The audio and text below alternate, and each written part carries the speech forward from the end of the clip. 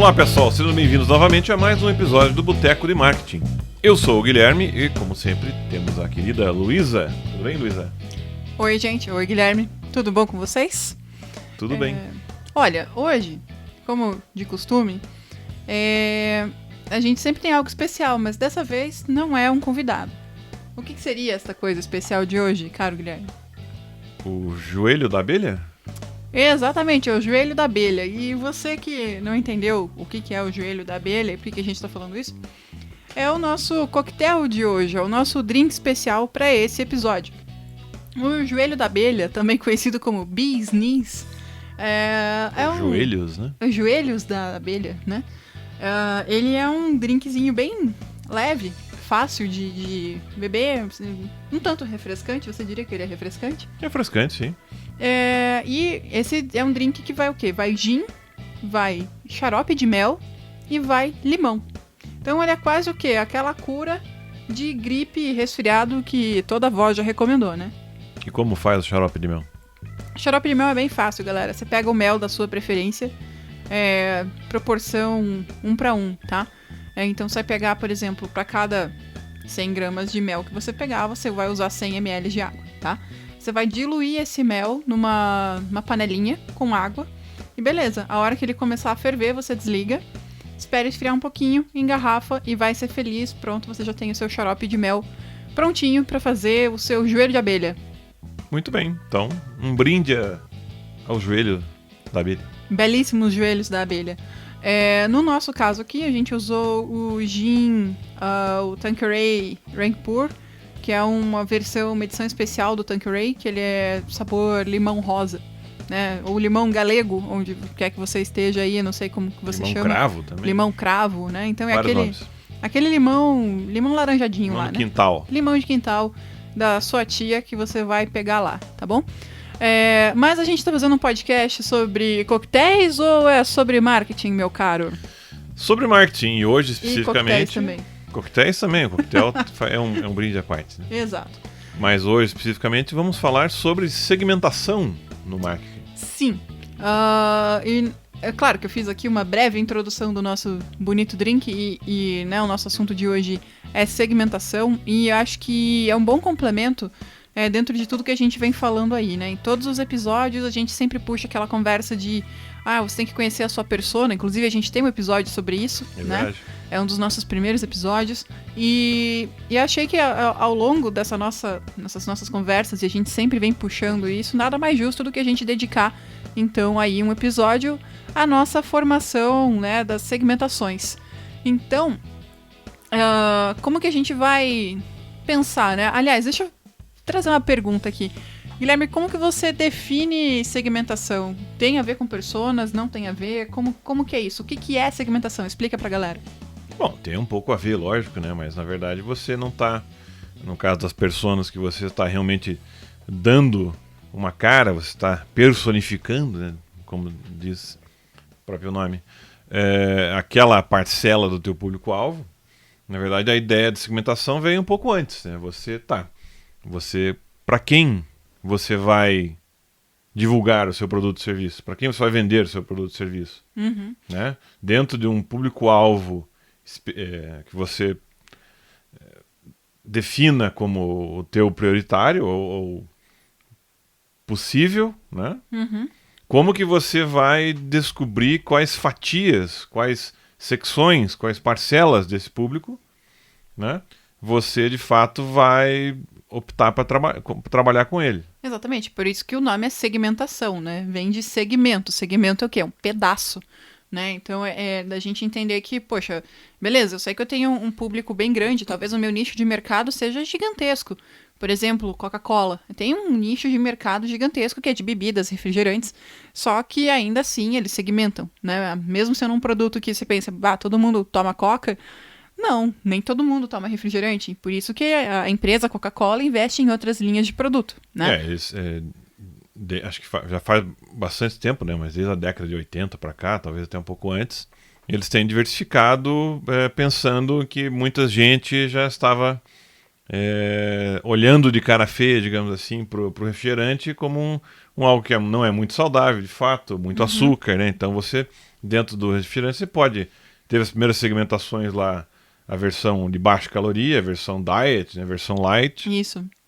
Nos Estados Unidos, lá, por exemplo, você tem a Coca sem cafeína, para as pessoas que ou não podem consumir cafeína ou realmente não querem esse estímulo, né? E assim por diante. Então, dentro de uma mesma linha de produtos, você tem diferentes tipos de produtos para pessoas com perfis diferentes. Né? Exatamente. Você pode fazer essa segmentação. É legal a gente falar isso, porque quando a gente fala em segmentação, o nosso primeiro reflexo é pensar em segmentação para mídia, que a gente vai falar sobre isso daqui a pouco. Também. Né? Mas é legal a gente pensar que a segmentação ela já acontece no produto, né? Então você já começa a especificar o que você quer, o que você não quer, que tipo de público você pretende já no teu produto. E até mesmo, eu acho que é legal a gente comentar isso com a galera, né? Nós temos hábitos estranhos de assistir vídeos no YouTube. Calma, não é nada bizarro. Quer dizer, é bizarro, né? Porque a gente gosta de assistir propagandas antigas no YouTube. Safe for work. Né? Safe for work. E assistimos propagandas antigas no YouTube. E daí o algoritmo faz a festa, né? Começa a mostrar pra gente uma série de coisas engraçadas, vamos dizer assim. E no meio dessa bagunça toda, apareceu lá uma sugestão, né? Um vídeo de treinamento pra equipe de vendas da Clear Pepsi. Crystal Pepsi. Falei errado. Em 1992. Exato. Eu era pouco mais que um bebê. Tinha 12 anos. É um senhor aqui. Mas enfim, o vídeo começava, era um treinamento interno, né? Então tentando vender internamente a ideia que a Crystal Pepsi era a melhor coisa do momento, a coisa mais nova, mais bacana, que o público clamava por uma coisa diferente, um refrigerante transparente que dava a ideia de algo até mais saudável, mais né? saudável, mas não era. Enfim, natural.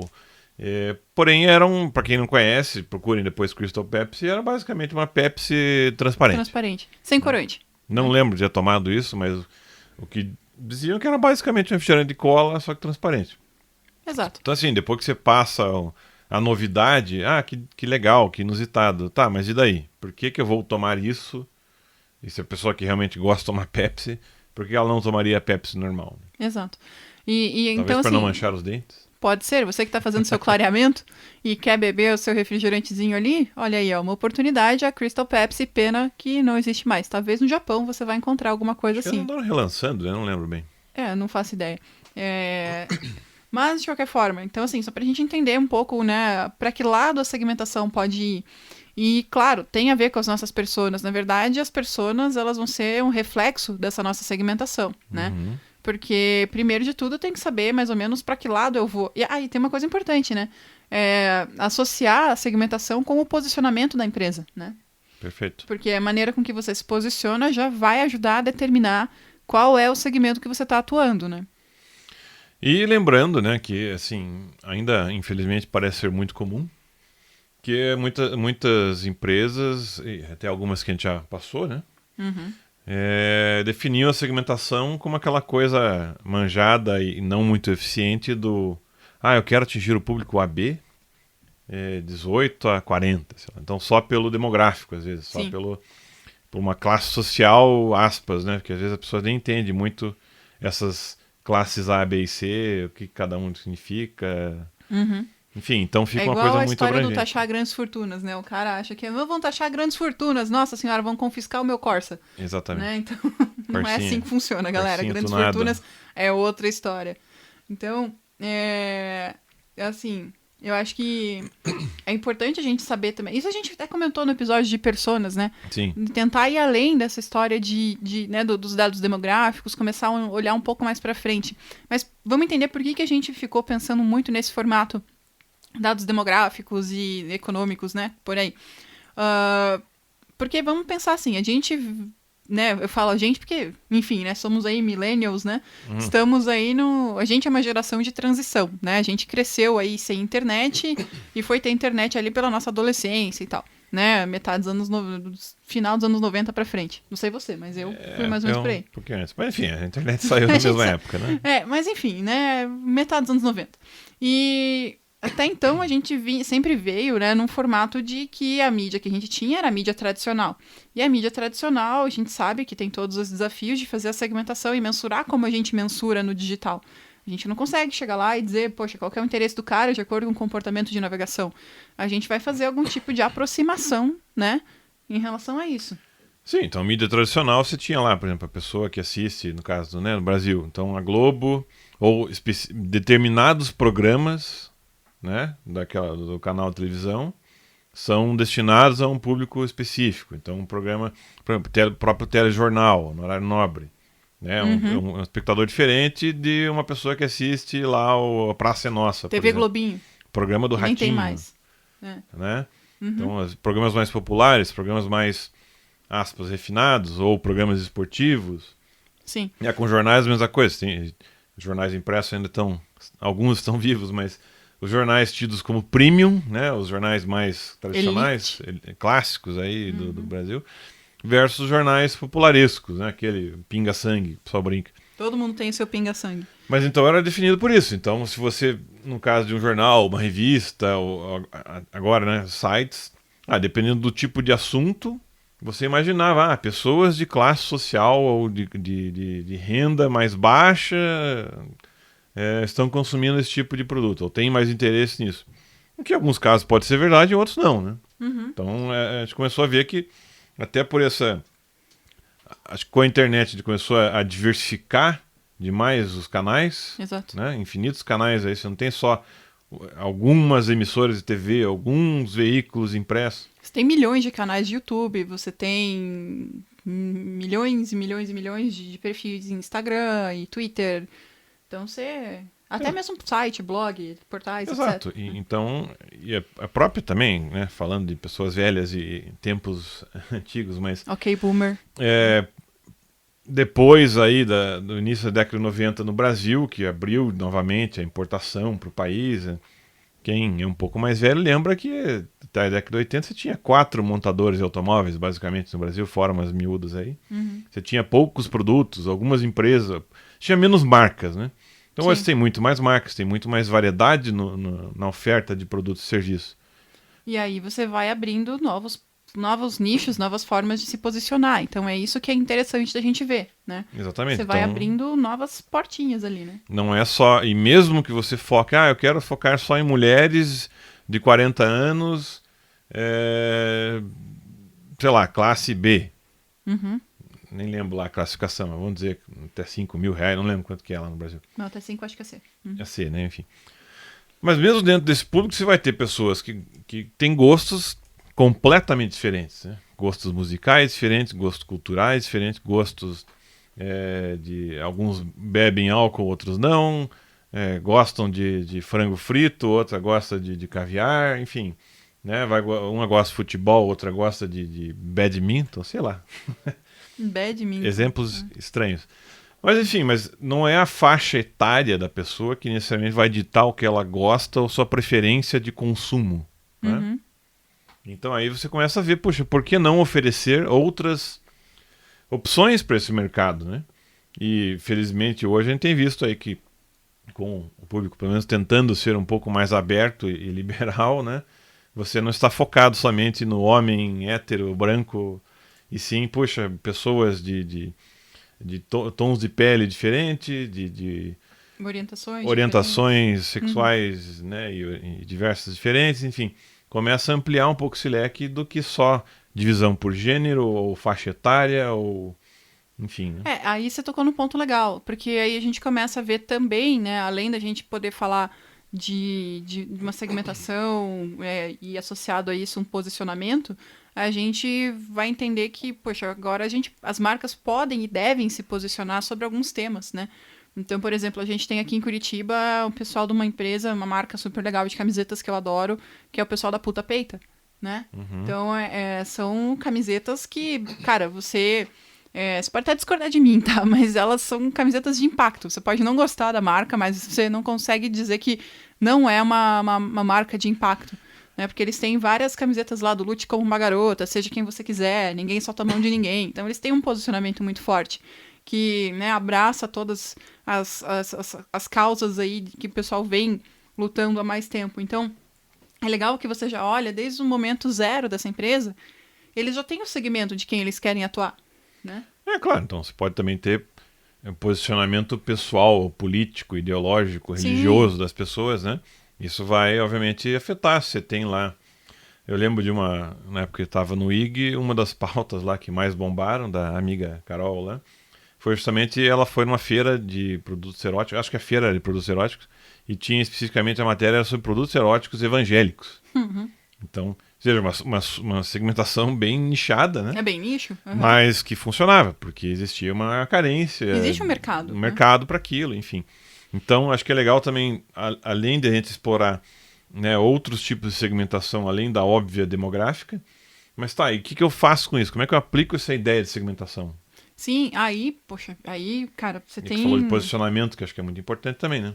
É que o posicionamento, ele caminha junto com a tua segmentação, né? Até antes da gente passar para aplicação, eu acho que é legal só fixar bem essa questão de que toda vez que a gente se posiciona, a gente está fazendo uma escolha.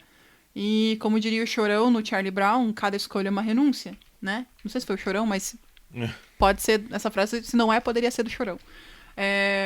Então, né, quando você está fazendo essa escolha, optando por um mercado, você renuncia a outro.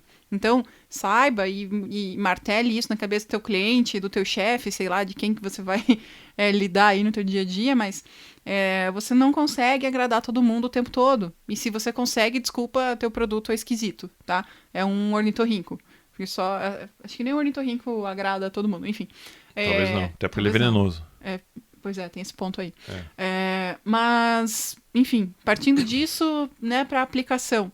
A gente falou de aplicação em produto, mas eu acho que o que está bem relacionado com o nosso dia a dia, enquanto profissionais de digital, né, de marketing digital, especificamente de comunicação, de marketing digital, que acho que o pessoal confunde ainda marketing com comunicação, é bom a gente fazer essa diferenciação. Né? A gente não é a galera da festa, a gente não é a galera do brinde, né? De vez em quando a gente faz isso, mas o nosso dia a dia está muito em comunicar ofertas e poder dizer isso para as pessoas. Então, a segmentação, né, ela vai ajudar a gente a entender, primeiro, para quem a gente está falando, qual é o modelo, né, qual é as chavinhas, os botões que a gente precisa apertar para poder conversar com essas pessoas de uma forma clara na língua delas, né, falar o idioma desse cara. Então, uma aplicação bastante usual dessa segmentação é justamente, né, a gente ter essas campanhas, né? Então, a gente conseguir montar todo o nosso, que eu costumo chamar de enxoval aí de mídia, enfim, de campanhas, sabendo em quais canais esses caras estão presentes, nosso público está presente, se esse cara prefere um site assim, um site assado, se ele usa e-mail ou prefere grupo no Telegram, enfim, a gente vai a partir da segmentação, né, e por consequência as nossas personas, entender melhor, né, e começar a produzir esses conteúdos, esses vídeos e todo esse leque de coisas para atender a necessidade desse público, né? Puxando mais pro comportamental, né, para os interesses, né, pro estilo de vida da pessoa. Isso. Então aí a gente começa a conseguir segmentar além do que a pessoa mas sim do que ela gosta de fazer, do que ela realmente procura consumir. Sim, porque, assim, vamos lá, esses dias eu esbarrei ali numa reportagem, acabei salvando, não consegui ler inteira na hora, mas tá nos meus links ali pra eu ler, dos influencers com mais de 50 anos. Porque quando a gente já pensa em influencer, a primeira coisa que vem na nossa cabeça é Felipe Neto e gurizada. TikTokers. Sabe? TikTokers e coisa assim.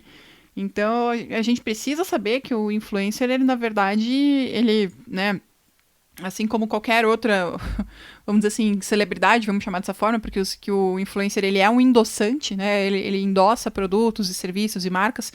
Existe influencer de todas as faixas etárias. E aí uma coisa muito legal que tem ganhado cada vez mais força são os influencers, né, 50 a mais. E vai falar com um público que tem preocupações diferentes, vai falar com um público que tem, sei lá, com 50 anos, eu pensando mais ou menos aí, acima de 50, óbvio, meus pais. Então, poxa, os filhos já não moram mais em casa, coisas diferentes que você pode fazer, enfim, finalmente você tá livre, né? Você já meio que, beleza, você já estudou, já se formou, já teve seus filhos, já viajou um tanto, né, um pouco, agora você pode curtir de verdade. Enfim, eu penso isso, pelo menos. Não sei se a minha mãe tá pensando isso. Não, inclusive, né, um blog que a gente sempre cita aqui, o Think with Google, Esse é muito bom. né, teve um post muito bacana no passado sobre falando justamente sobre isso, sobre os sêniores do Brasil, né? Então, um tipo de segmentação aí, claro que a gente acabou de falar, não segmentar só por idade, mas aqui, no caso, é interessante porque justamente muitos da nossa área, e daí vamos colocar millennials e outras classificações de faixas aí. Geração Z. Geração Z, também tinha um outro post sobre geração Z, mas acabam olhando um pouco para o próprio umbigo e esquecendo outras parcelas da população, né? Isso. Pensando em termos de consumo. Então eles tinham os dados lá que muitos já estavam conectados, né? E agora cada vez mais aí usando aplicativos de entrega de comida, aquela coisa toda. Você tinha, por exemplo, que eles davam lá de um canal de moda, que um dos vídeos mais assistidos desse canal de moda, acho que é Márcia Gabriel, se não me engano, era moda depois dos 50 e 60. Né? Na época tinha mais de 1 milhão de views. Por quê? Porque há pouco conteúdo de moda, por exemplo, para essa faixa etária. Né? Vai falar de moda, fala da blogueirinha, fala das gurias de 20, né? A galera de 20, 30, mas... E a senhorinha, que às vezes não quer comprar só uma blusa de senhorinha, ela quer comprar uma coisa diferente. Sim, e até tem um exemplo super legal, até abri aqui, né? Um exemplo muito massa, que quando eu crescer eu quero ser que nem ela. Não vou conseguir, porque eu não tenho o menor estilo. As meninas que estão ouvindo sabem muito bem do que eu tô falando. Eu sou a famosa basic bitch. Então eu sou a guria da camiseta branca e tênis. Mas é uma senhora sensacional, que é a Iris Apfel. Ela é uma designer e ela... Cara, faz algum tempo ela participou das campanhas de maquiagem da MAC. Então ela é toda estilosa, ela usa um óculos grandão, cor forte, e ela tem 98 anos. Então você tem aí, por exemplo, cosméticos. Você vai precisar de um cosmético focado em um tipo de pele que uma já pele que é mais sensível. né? Que precisa, sei lá, de mais hidratação. Você tem várias necessidades específicas estamos falando só de um exemplo aqui, né? Só de sêniores, por exemplo. Mas também mesmo essas pessoas podem ser influenciadores para outras faixas etárias. Né? Claro, com certeza. Então você tem lá o exemplo que eles davam mesmo, continua até hoje lá, o vovô do slime, lá, o Nilson Isaías. O Papinho. Papinho, né? Papinho oficial, porque ele bate papinho, né? Ah, por isso que chama papinho. Ok. Acho que é isso. Mas enfim, pegou já um play de ouro lá, né? Acho que, ele tá melhor, muito tava melhor com 12, ele tá muito 5 milhões de inscritos, enfim. Mas que influenciava a molecada na febre do slime. Ou você tinha lá uma outra senhora, que eu infelizmente não vou lembrar o nome dela, mas é a vovó do Skyrim, lá, que joga... Essa senhora é sensacional. Uma streamer, acho que 80 ou mais, quase 90 anos. 80 anos por aí. Que também faz streaming de Skyrim, jogando Skyrim lá, gosta de jogar, acho que não sei se jogava outra coisa, mas enfim. Também era uma pessoa que falava para todos os públicos. Sim. Então, tudo isso falando para ampliar um pouco os horizontes da tua marca, do teu produto, do teu serviço, né? Exato, né? Porque é legal a gente também sair desse convencional. Claro que a gente tem que respeitar os nossos segmentos, né? Entender quem que é e tudo mais. Mas é interessante a gente olhar, poxa, quem mais é o meu consumidor? Porque se a gente fica só travado nesses caras, a gente não avança, né? E pensar em influenciadores, não somente youtuber, daí galerinha, mas um influenciador que existe perto de você todo dia. Então, outros exemplos que a gente tem lá de pessoas que consomem produtos infantis, não para ela. Pessoas não têm filhos, mas compram de presentes para outras amigas conhecidas que têm filhos. Então, um exemplo simples, mas você às vezes está vendendo para uma pessoa intermediária. Até tem um ponto legal sobre isso. Né? Eu fiz um post no meu Instagram esses tempos, justamente falando sobre persona, e teve um cara que comentou, e eu achei muito legal o comentário dele, porque foi, de fato, é uma dúvida muito frequente, né? E às vezes a gente fica com vergonha de perguntar, perguntem, tá? Pode ser no meu Instagram, pode ser no do Guilherme, enfim, depois a gente passa os arrobas, mas, enfim, @LuisaBWK, o dele é @gconter. Ele tava no meio do gole do drink ali, eu me antecipei. Mas, enfim, a pergunta que me fizeram foi a seguinte, era, Luísa, eu vendo cuecas, né? Eu tenho um e-commerce de cueca, mas eu tô com dificuldade de montar a minha persona, né? E ele sabe que, beleza, cueca é um produto masculino, né? Tradicionalmente consumido por homens, enfim. Mas muitas vezes quem compra as cuecas são mulheres. Exatamente. para marido, para irmão, namorado, pai, enfim, Filho. né, filho. Então, como que a dúvida dele era se ele precisava produzir conteúdo que atraísse essa mulher. Então, sei lá, que fosse um conteúdo falando sobre ciclo menstrual e coisa assim. A minha resposta foi, não, você não precisa falar desses assuntos, né? Assuntos tipicamente femininos, vamos colocar com várias aspas aí, né? Porque, primeiro, a marca, né, dele é uma marca que remete a assuntos masculinos. Então vai falar sobre moda masculina, cuidados masculinos, etc. Não cabe ali esse ponto, né? Talvez não seja nem a marca que vai ser reconhecida, a referência para essas mulheres na hora de procurar esses assuntos. Né? Elas vão preferir outro lugar. Então, a gente saber segmentar é mais a gente entender, poxa, o que uma mulher está procurando na hora que ela vai comprar cueca para alguém? E se fosse o contrário, se fosse, né? Vendendo calcinhas, daí o cara, lá, Exato, o namorado meio né? sem noção, que não sabe direito, tamanho, material, tecido. Vai lá e compra uma porcaria. Então, poderia ter um site lá que vende calcinhas, Ensinando, uma marca. cara. Dando um pouco dessa dica que talvez todas as mulheres que entrassem lá achassem óbvio, mas que, né? Esse tipo de renda, ou esse tipo de não sei o quê. Ou Algodãozinho confortável. algodãozinho, quando que, né? Vai comprar uma coisa que parece chique, erótico e sensual, mas na verdade é um troço horrível de usar. Sim. Não sei, né? Porque na cara pode achar muito fantasia legal, é muito bonito e tal, mas aí na prática... Na prática pessoa, deve ser talvez... horrível. Enfim. Enfim, mas, sabe, essas coisas assim, então, você pegar... Claro que esse é um produto até, vamos dizer assim, a gente consegue visualizar um pouco mais fácil porque tá, né... A gente conhece melhor esses produtos. Agora, quando a gente vai para produtos que abraçam... A gente tem definições melhores nesses produtos, né? Mas quando a gente vai para produtos que não tem uma definição assim tão clara, uma coisa assim, realmente é uma dúvida que vai aparecer, né? E aí, como é que eu vou direcionar os meus anúncios, né? Então, será que eu vou pensar nessa segmentação para mídia? Como que eu vou pensar nisso? Porque daí a gente está falando, né, do segmento, né? Você já fez a segmentação do produto, você já fez ali, de certa forma, um direcionamento inicial do teu copy, né? Copy que eu falo, copywriting, o texto do teu anúncio, o teu roteiro, né? Enfim. E chega a hora de você jogar isso para o público, né, visualizar. Você vai fazer mídia, você vai fazer anúncio em cima disso. Então, tem algumas formas que a gente tem de segmentar o que já foi segmentado, né? Para garantir que chegue na pessoa. Com certeza. Então, acho que o interesse, umas plataformas tinham usado muito, ou o interesse que ela coleta sobre a pessoa, daí não vamos entrar no mérito aqui de privacidade, mas enfim, todo mundo que está usando essas plataformas aí de social media, enfim, e está logado lá, né, não lê os termos de uso, está cedendo todas essas informações pessoais em troca de publicidade, né?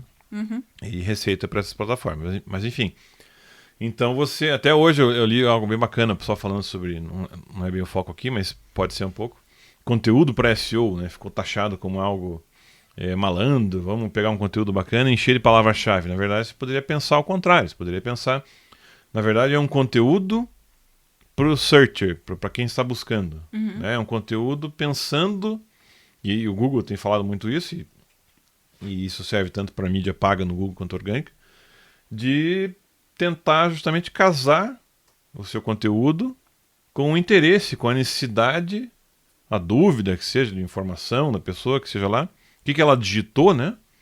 Ela está com alguma necessidade, seja aprender alguma coisa, seja comprar alguma coisa. Então, como é que você casa esse conteúdo? Aí pensando em segmentação de novo, né? Você está atingindo algo por interesse, por necessidade da pessoa, um comportamento da pessoa, né? Que esse que deveria ser o conteúdo para SEO, né? Não aqueles conteúdo picareta lá que os caras fazem, cheio de palavra-chave, link viciado. Conteúdo spam, assim. Né? Conteúdo spam. Né? Então, malandragem não é SEO. A gente já tem um episódio falando sobre isso, inclusive, ouçam lá. Isso. Mas, enfim, se a gente simplificar, tanto para pago quanto orgânico, lógico que tem diferenças, mas... se você pensar, então, no que a pessoa digitou, a gente deu exemplos aqui de a pessoa que está procurando um presente ou comprando alguma coisa para outra pessoa. Não necessariamente para ela. Mas, enfim, a informação é a mesma. Né? Que tamanho que eu vou precisar, que material, enfim, várias dúvidas que você pode ter. Você pode, obviamente, ter tanto uma landing page lá, orgânica ou paga, que vai servir para esse propósito, e no copy lá do anúncio, que a Luísa falou, o textinho textinho do que vai no anúncio, pensar só no anúncio de texto lá da busca, né? Não entrando em rede de display. Também, que tipo de texto, que tipo de apelo que teria esse conteúdo? Para algumas pessoas, o apelo, sei lá, parcelamento, ou barato, frete grátis, pode ser um apelo maior. E para outras pode ser algum atributo de qualidade, de valor, né? Qual que é o gancho que você vai utilizar para chamar a atenção desse cara, né? Por isso que às Então, vezes, inclusive, se faz várias campanhas. Sim, para Às validar. vezes não, geralmente se faz várias campanhas, Sim. tentando, lógico, pensando nesse público-alvo, tentando, dentro do público-alvo ainda, você tem microsegmentações Exato. de apelos distintos. Né? Sim, e é legal a gente pensar nisso, porque aí a gente já começa a falar na segmentação, olhando um pouco para a mídia, né? Mas não só a mídia paga, mas também um pouco da orgânica. Eu vou misturar agora um pouco as duas coisas, tá? Então você que está ouvindo, nesse momento eu estou misturando orgânico e pago num balaio só, tá? Mas enfim, a gente vai pensar nessa segmentação também de acordo com o tipo de tráfego que a gente está trazendo, né? Então a gente pode pensar não só nos canais, né? O canal de tráfego daí também é outra coisa, né? Origem de tráfego. Mas a gente vai começar a olhar, por exemplo, a temperatura desse tráfego. Tráfego frio, um tráfego morninho e um tráfego quente.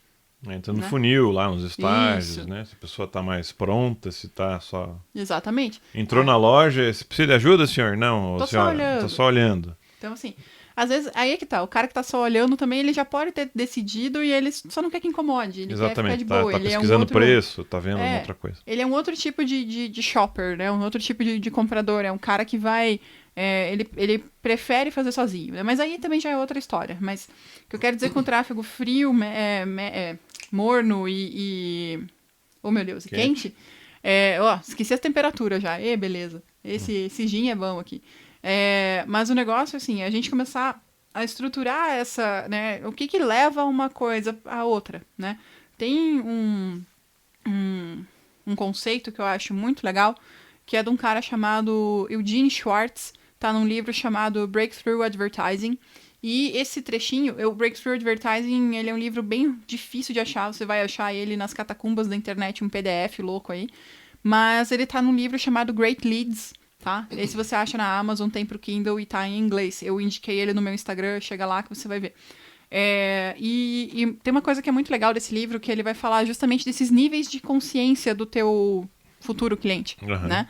Então você vai do cara que tá o menos consciente, que seria o nosso tráfego frio, né? A pessoa que está lá buscando no Google, talvez alguma coisa, uma solução para um problema que ela identificou, né? E aqui problema, vamos colocar como uma situação que pode ser tanto positiva quanto negativa, tá? Vamos entender como uma lacuna, não como algo ruim, beleza? Pode ser uma oportunidade ou uma necessidade, né? Entendendo a oportunidade como uma coisa boa e a necessidade como uma coisa ruim, né? Dor ou ganho. Volta lá no episódio de Persona, se você não ouviu, que você vai entender isso melhor. Então a gente vai conduzindo esse cara, né, testando argumentos diferentes, seja para um anúncio de search ou até mesmo um artigo que esse cara vai lá entendendo, por exemplo, qual é a maquininha de cartão com a melhor taxa, né? Então o cara, ele quer o quê? Poxa, ele sabe que ele precisa de uma maquininha, então provavelmente ele tem um negócio, né? Pode ser um MEI, um PJ ali, ele tem um negócio, ele precisa processar pagamentos. Então esse cara precisa receber dinheiro e ele quer uma maquininha de cartão, né? Então aí a gente já vai começar a fazer algumas suposições em cima disso. Claro que suposição a gente precisa confirmar, né? E isso é com muito teste. Então, o cara que veio fazendo essa busca, uma vez que ele vai lá e cai na minha página, eu já consigo puxar a partir de pixel, de Facebook, pixel, né? As tags do Google, e começar a enxergar esse cara e poder fazer um remarketing para ir esquentando esse tráfego e melhorar a minha segmentação, né? O exemplo clássico, né? Embora o turismo não esteja tanto em alta ultimamente, mas de remarketing de sites de turismo, né? Então você entra lá pesquisando uma passagem, pesquisando um hotel, eles usam muito essa tática do remarketing, né? Você entrou num site uma vez lá e depois na rede de displays vai continuar vendo anúncios, lembrando você, olha, do site X, TripAdvisor, da companhia aérea, morte, perseguido. Né? Netshoes faz isso bastante também, né? Enfim, mas pensando também, né, daí de exposição, já é outra coisa, mas... não, claro. De qualquer forma, e até uma coisa que a gente falou do posicionamento ali agora há pouco, vale comentar que a gente também, com o mesmo posicionamento, você pode atingir públicos completamente diferentes. Exato. Né? Porque tem necessidades, que a Luísa falou, necessidades e oportunidades oportunidades diferentes também. né? Então, no caso, a gente falou aí do Google, mas segmentação para mídia, por exemplo, de Facebook, né? Instagram, enfim, mais focado nos interesses que a gente comentou. Então, o interesse que a plataforma, acho que tem um lugar lá que dá para ver, facebook.com/ads, alguma coisa lá, que você pode ver até como que você está classificado, quais são os seus interesses lá. Sim, né? Seus interesses. Depois a gente coloca o link, exatamente. Não vou lembrar de cabeça agora. Mas então, a pessoa que gosta desse tipo de música, gosta aí, que nem a gente brinca aí com os coquetéis e drinks, enfim. Tipos de assuntos que eles não abrem tanto como que eles coletam isso, mas é baseado em páginas que você curtiu, em postagens que você curtiu e grupos que você faz parte. Sites que você visita. Sites que você visita, enfim. E aí, uma das formas lá no Facebook, dentre as várias, né, de tipos de segmentação, lá realmente tem demográfico, tem geográfico, né, você pode fazer até mesmo numa área bem delimitada, né, então só uma vizinhança ou só um raio ali, um raio a partir daquele estabelecimento, a partir daquele endereço, né, Sim. mas também esses interesses, né, então pessoas que se interessam, seja lá que for, um time de futebol, uma orientação política aí, diversos tipos de interesse, para também, de novo, usar isso como uma forma de atingir aquele público-alvo específico que você está procurando. Aliás, até tem uma coisa legal que, não sei se o quanto você pode abrir isso pra gente, mas a gente vem falando muito de produto, né? Mas e quando o teu produto é uma notícia? Como que você atinge as pessoas? Muito bem. Então, eu tenho participado e tenho ajudado o projeto Comprova, que existe desde 2018 aí, primeiro cobrindo as eleições, foi uma iniciativa da First Draft, que chama, que o pessoal que faz essas iniciativas jornalísticas ao redor do mundo tentando combater esses boatos, essas desinformações, misinformations, que eles chamam, né? Não usam o termo fake news, eu acho que o próprio termo fake news Se é news, não é fake, né? Se é news não é fake, ele é carregado, foi algo que foi usado negativamente, né? Então, pelo Trump, lá, enfim, para tentar descreditar os Aliás, só queria fazer um parênteses aqui. jornais. O termo fake news em português, em bom português, existe muito antes do que o Trump, né, cunhou o termo fake news e se chama barriga ou barrigada. Daí é um erro do próprio jornal, né? Mas, sim, enfim. mas, né, enfim, uma informação Exato. que não é, né, não confere. Né? Mas enfim, aí parte do que a gente fazia lá para ajudar e continua fazendo é tentar fazer anúncios, até os próprios canais, as plataformas forneceram um orçamento para isso, né? O Google, o Facebook deram o Twitter deram um orçamento para poder divulgar aí essa iniciativa, que compõe lá mais de 20 veículos diferentes, então veículos de esquerda, de direita, justamente para tentar dar uma coisa mais imparcial, né? Equilibrada. Mas, então no caso das eleições de 2018, né? Tivemos aí um dos maiores números de candidatos à presidência desde de 89, de 89, né? Então você tinha lá interesses tanto por todos os candidatos, quando apareciam, né? Eram candidatos muito nanicos lá que chamam, né? Então, mas interesse por Lula, interesse por Bolsonaro, enfim. E por quê? Porque mesmo a pessoa, digamos, estando de um lado ou do outro, ela também tem interesse no outro lado, para ver, tipo... Ele quer ficar acompanhando. Sabe quando você torce para um time e você quer ficar acompanhando a notícia que o outro time se ferrou? Exato. Então quem torce pro Curitiba aqui, que nem eu, acompanha a notícia do Atlético. E quem torce pro Atlético, que nem eu, fica acompanhando a desgraça que acontece com o Curitiba. Mas então você tinha esse interesse tanto por notícias quanto por filiações políticas, por partidos, né? Agora, por exemplo, o projeto neste ano focou no início aí mais na pandemia do coronavírus, da Covid-19. Então, interesse mais por questões de saúde pública, né? Então, você tem interesses mais amplos, assim, que você pode segmentar. Porque, às vezes, nesse caso específico, né? Digamos, pandemia. Teoricamente, todo mundo está interessado, certo? Deveria, pelo menos. Deveria. Embora a gente esteja cansado de falar sobre isso, mas é um assunto pertinente a todas as pessoas, seja que elas queiram acreditar ou não. Então, como é que você foca nisso, né? É bem delicado, você tem que tentar achar um equilíbrio entre tentar atingir pessoas que primeiro estariam interessadas nisso e as pessoas que não estão interessadas nisso, que obviamente que a gente quer divulgar para chamar gente que não acompanha, né, o teu serviço que está prestando. Como que você chega nessas pessoas, né? Então, Esse é um desafio interessante aí que a gente... E acho legal até, toquei nesse ponto, porque esse é um exemplo clássico do que a gente vai olhar como um tráfego frio, né? Porque, transportando um pouco essa lógica do que você mas é um falou, ótimo exemplo. né? Além desse projeto Comprova, mas, sei lá, ONGs e outras Sim. coisas que não é só vender um produto ou um serviço. Né? Tem que ter uma conscientização, né? Exato. Essa conscientização, gente, é o que a gente fala desse processo todo de brand awareness, né? Você criar o que a gente chama de awareness, traduzindo, é consciência. Você conscientizar as pessoas de alguma coisa, uma ideia, um produto, um serviço, né? Uma marca. Então, precisa passar por essa etapa um pouco mais fria, né? Entre aspas, pra gente conseguir explicar pra pessoa o que é e ir esquentando esse cara ao longo do tempo.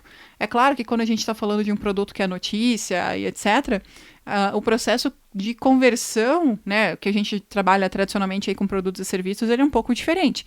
Né? Você vai querer fazer uma conversão aí para uma assinatura, algum modelo assim, né? Aí é outra história, mas quando a gente fala quando a gente está falando em, por exemplo, portais de notícia, enfim, veículos tradicionais, a gente já está indo para uma linha muito mais de manter essa audiência, essa grande audiência concentrada ali, né? Engajada, né? Engajada, sim. Mesmo antes de paywall, agora que as pessoas, né, tem muita campanha contra a mídia, enfim, mas já era comum o fato da grande maioria das visitas dos sites serem de pessoas que não eram usuários, grandes usuários, intensos, heavy users lá, né? Então, sim, você tinha mais de 80% de tráfego que era uma página por mês, 2 páginas por mês. Então, a quantidade de pessoas realmente engajadas e usuários pesados lá, os heavy users, consomem bastante esse serviço, né?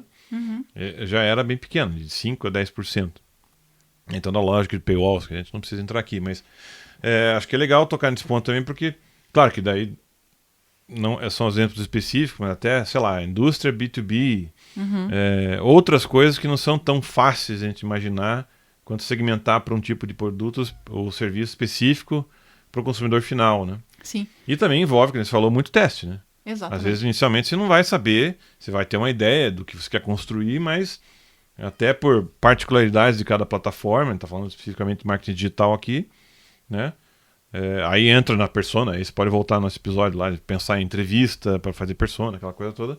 Mas até você atingir essa sintonia fina, esse equilíbrio da segmentação ideal, leva um tempinho. E também aí entra também no que a gente já falou de inbound, né? Tá falando aí, sim, de lead frio, lead mais morno, que você vai construindo e engajando essa pessoa aos poucos, né? E tem uma coisa muito legal, né? Porque a gente sempre pensa em segmentar e público e não sei o que, a gente tá sempre pensando em gente nova entrando, né? Esse fluxo novo.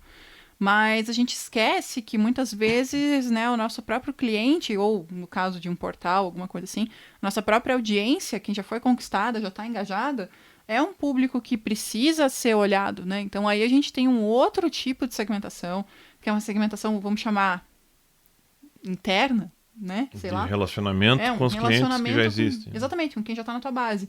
Aí que a gente vai para a ideia de CRM, né? O nosso querido Customer Relationship Management, né? E é engraçado que também já vimos exemplos de várias empresas que gastam um dinheirão com ferramentas caras de CRM, mas acabam usando muito pouco daquilo. Né? Nossa, isso é... E por quê? Então, direto. Primeiro porque acha que já vendeu, beleza, acabou. Então esquece. A pessoa que volte, já conhece o caminho, hein? Ele que lute. Pensa o tanto que você gastou de esforço, de tempo, de dinheiro para trazer essa pessoa, para que essa pessoa conhecesse o teu produto ou serviço, fosse até a tua loja física ou virtual, né? E de fato comprasse, né? Convertesse lá. Depois é muito importante, o custo para manter essa pessoa é menor, né, teoricamente. Sim. Então eles falam em taxa de churn, aquela coisa toda, de se evitar que a pessoa saia se estiver assinando um produto ou serviço, lógico, um serviço, mas até mesmo de você manter ele, oi fulano, quanto tempo, a gente não vê, né, manda aquele e-mailzinho maroto assim. Sim. Olha, sabia que tem uma promoção nova aqui, tem algo que pode ser do seu interesse, como que você segmenta, né? Não é só aquele e-mail que você recebe lá uma vez por ano, parabéns Guilherme, pelo seu aniversário. Ganhou uma pizza. Ganhou uma pizza. Legal, ok, sabores é melhor que nada, mas assim, onde estava você no resto do ano, né? Não, e até uma coisa que é legal a gente entender, né? Aí, claro, quanto mais, vamos lá, quanto mais clientes, quanto maior for a tua base, né, de clientes ativos e tudo mais você vai conseguir enxergar padrões, né? Porque, de novo, segmentação, persona, tudo faz parte, né, de um processo de você conseguir identificar padrões e agir em cima disso, né? Então, uma coisa que é legal é você também começar a olhar hábitos dos teus clientes, né, dos teus melhores clientes. Então, poxa, começa a entender a tua base, quanta frequência. Uma coisa que é legal da gente olhar também, né? É para entender os nossos hábitos de consumo, como que tá a nossa base. São 2 critérios: frequência e recência, né? O quão recente é aquela compra. Então, quais são as características dos meus clientes mais recentes, né? Então, será que eles têm alguma coisa em comum? Sim ou não, né? Enfim, a gente começa a olhar a partir daí. Beleza. E o outro critério que eu falei é a frequência. Quem são os meus clientes mais frequentes, tá? Então pode ser que tenha aí uma sobreposição, o famoso overlap, para você que é startupeiro e esquece como que fala em português. Então você pode ter essa sobreposição, que alfinetada, né? Mas a gente vai ter um pouquinho dessa sobreposição, mas você vai entender que, beleza, o comportamento de quem é um cliente recente pode ser muito diferente de um cara que é um cliente frequente, né? E aí, Sim. O que você quer? Você quer o melhor dos 2 mundos. Um cara que compre com uma frequência menor. Mas aí você precisa entender o fluxo do teu produto, como você vende, né? Quanto tempo o cara demora para consumir o seu produto. Tem uma coisa muito legal. Agora eu não vou me lembrar qual é a rede de pet shop que fez isso. Eu não sei se é a Cobase ou a Pets, tá? Mas eles têm lá um sisteminha que eles calculam mais ou menos quanto tempo vai demorar para o seu bichinho comer a ração. Né, aquele pacote de ração que você comprou. Então você preenche lá na hora do checkout daquele e-commerce, você informa lá se você tem um gato, cachorro, quantos quilos pesa esse gato ou cachorro, e ele vai cruzar com não foi nenhum dos 2, nem Cobase nem Pets, foi um outro que agora não me lembro qual foi. E ele vai cruzar, beleza, para gatos, nessa faixa de peso, a recomendação desse fabricante é essa, então eu estimo que esse gato vai comer esse pacote de ração em X tempo, né? E aí, quando estiver chegando perto desse X tempo, ele vai te dizer, Luísa, tá aqui um cupom para você comprar a ração da Toff de novo. Ou, lembra de comprar a ração da Toff? Já tá tudo no carrinho, é só você dar o ok.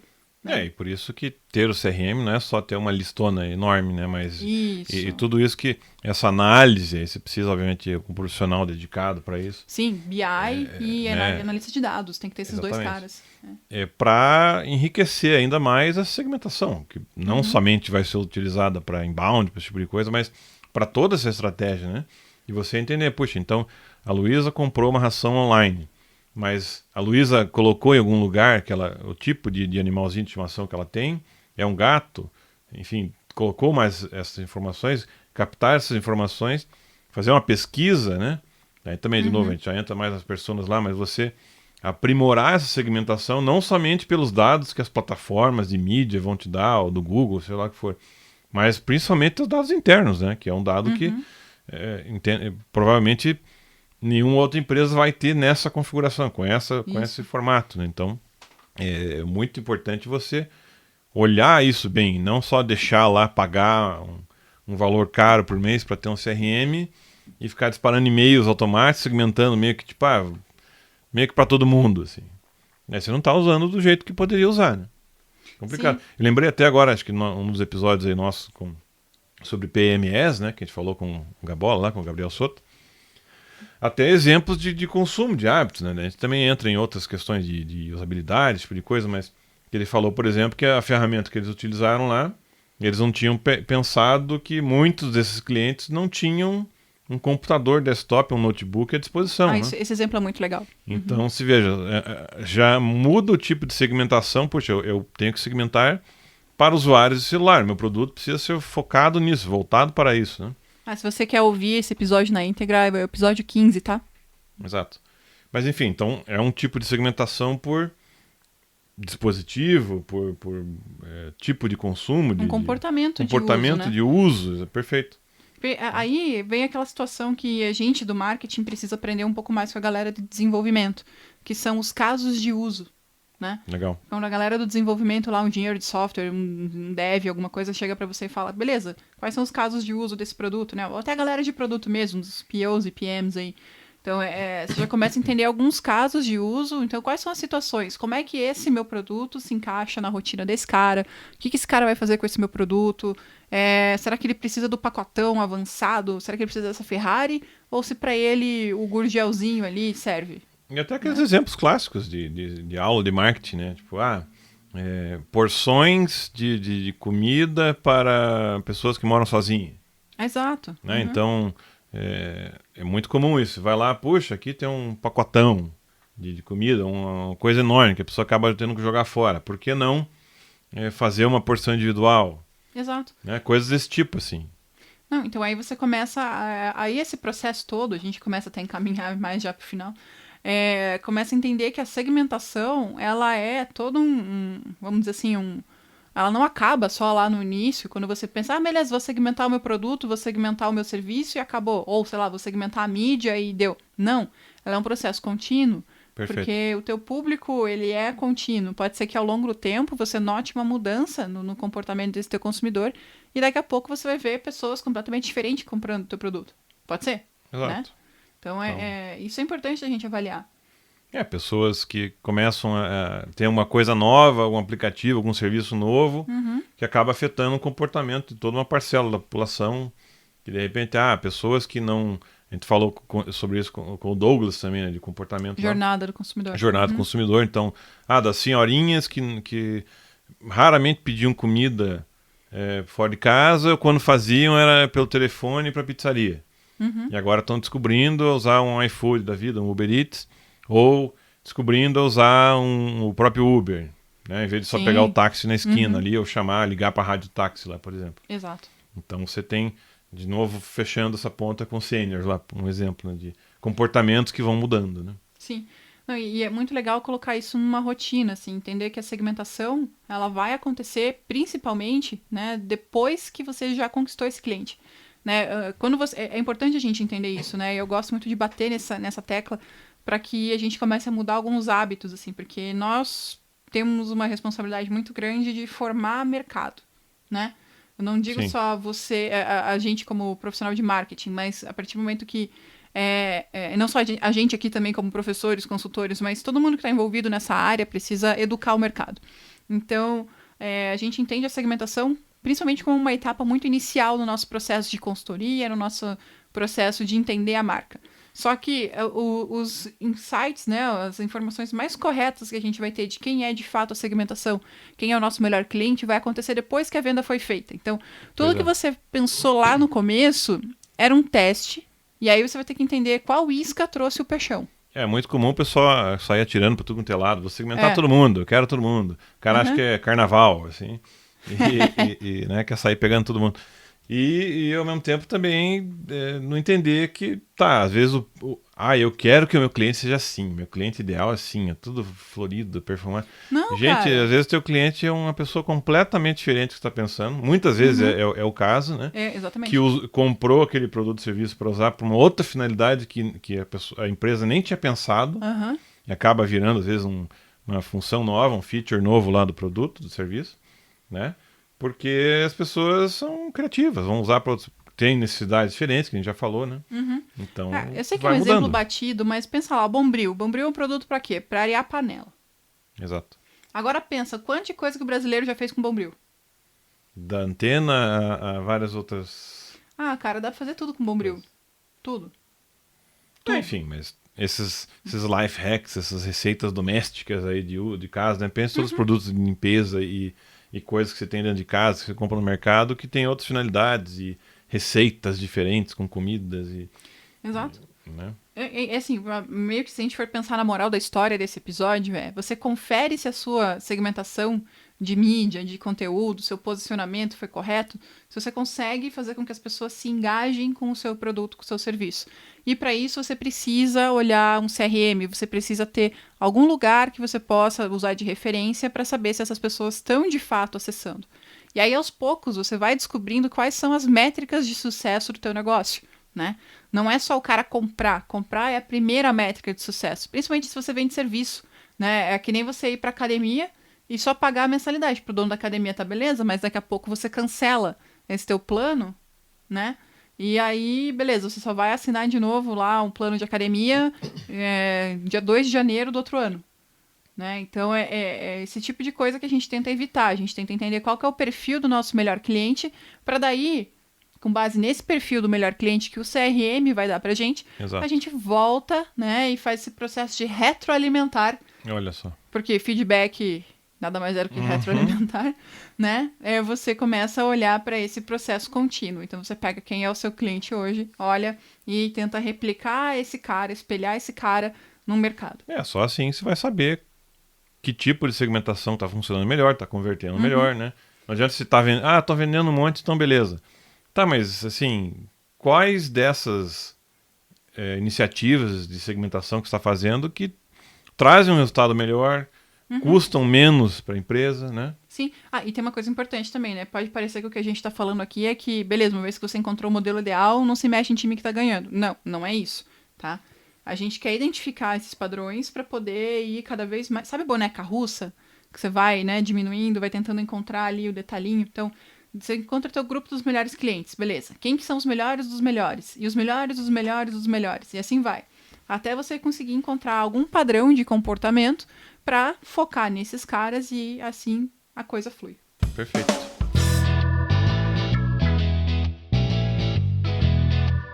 Enfim, então acho que, como sempre, né, todos os assuntos aí rendem muito. Assim, A gente não consegue falar pouco, foi o mal. tempo é limitado, né? A gente gostaria de fazer episódios mais curtos, mas Não dá. é difícil, até porque Eu o falo assunto pra caramba. realmente rende bastante. Mas chegamos àquela querida hora da nossa dica, né? Sim, eu tô fazendo aqui uma dança, vocês não estão vendo, estão perdendo a minha dança. A dica é a dança. É isso, dance. Mas eu tô até com ele na mão aqui. A gente conversando... O que você tem na mão para as pessoas que não estão tenho... vendo? Então estão perdendo, né? Mas eu tenho aqui nas minhas mãos um livro chamado Small Data, ou Small Data. Data. Como preferirdes. Vai chamar Tata Werneck aqui. E é do Sr. Martin Lindstrom, o mesmo autor de Lógica de Consumo, também conhecido como Buyology. Buy de comprar, né? E esse livro... Tchauology. Não. Comprar. E assim a gente encerra mais um episódio. Da próxima vez eu volto sozinha, tá? Porque eu não te trago mais aqui. Enfim. Mas o livro, o Small Data, ou os Data, como você quiser, ele vai falar justamente desses padrões que a gente pode encontrar e nessa confusão de dados que a gente tem dentro das nossas plataformas, né? Porque a gente vai ficar olhando muito para métricas que muitas vezes não dizem nada pra gente. Ou até dizem alguma coisa, mas não era aquilo que a gente tinha que olhar, né? Que é brincadeira justamente com um pouco dessa exacerbação, tá certo isso? Palavrudo, hein? Do Big Data, né? Uhum. Big Data. Às vezes, claro que é importante você olhar para um todo, você ter um contexto mais amplo, mas às vezes só de pegar alguns detalhinhos de comportamento, de consumo, de alguns padrões repetitivos ali, Sim. você consegue tirar muitos insights e insights mais práticos também, né? E o legal é que esse livro aqui ele vai mostrar, né, exatamente, até o subtítulo dele aqui, ó, como poucas pistas indicam grandes tendências, né? Então você não precisa de um caminhão de informação, você precisa da informação certa. E aí eu volto lá, e eu sempre falo isso todo episódio, mas primeiro de tudo você precisa saber qual é o teu objetivo de negócio, né? Sim. Sem saber qual que é o teu objetivo de negócio... Eu quero vender.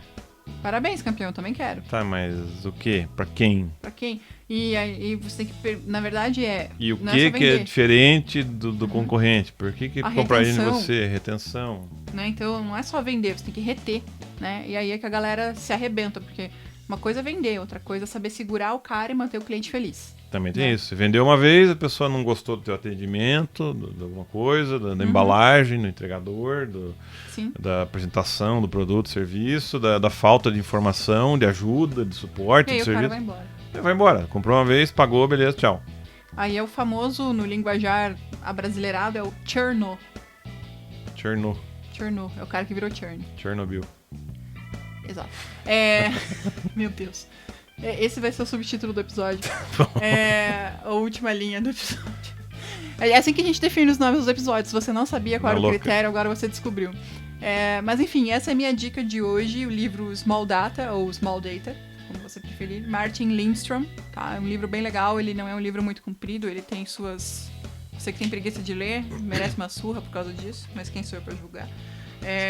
Contando com tudo aqui, inclusive com índices e referências, ele tá com 239 páginas. Então é um livrinho bem de boa. Um small book. Small book, small data.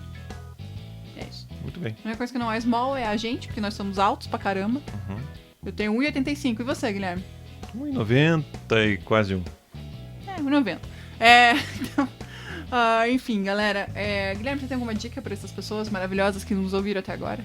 Alguma dica? Bom, tem as ferramentas, vamos deixar os links aí das ferramentas, né, gratuitas que podem informar e explorar. Então, falamos lá do blog Think with Data do Google. Think with Google. Think with Data, é verdade, Think with Google. O próprio Google Trends, dá para explorar bastante coisa aí de comportamentos, né? Algumas dicas CRM, acho que é legal deixar pra galera também. CRM também, se quiser falar alguma aí. Bom, galera, tem um monte, depende do seu bolso, mas enfim, se você quiser testar alguma coisa, tem o Free do HubSpot, que ele é bem interessante.